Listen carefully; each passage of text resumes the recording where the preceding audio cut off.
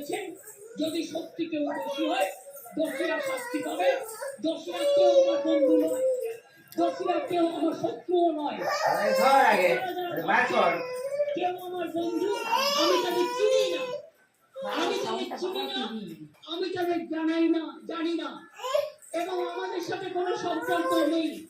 তারা এসছে প্রসেসের মাধ্যমে, এই প্রসেস ফাইনাল হয়ে আমার কাছে আসে এবং তাই মাত্র 1 মাসের মধ্যে যারা এসছে তাদের কথা, যদি তারা কোনো ব্যাপারে এই খুনের সাথে, মার্ডারের সাথে, দুর্নীতির সাথে যুক্ত থাকে, আমি নিশ্চয়ই সাধ্যমতো চেষ্টা করব কথা বলে অ্যাকশন নেবার। আমি আবার আপনাদের কাছে বিনীত অনুরোধ করব, নিজেদের মধ্যে কথা বলুন, কথা বলে সিদ্ধান্ত নিন এবং আপনারা কাজে ফিরুন।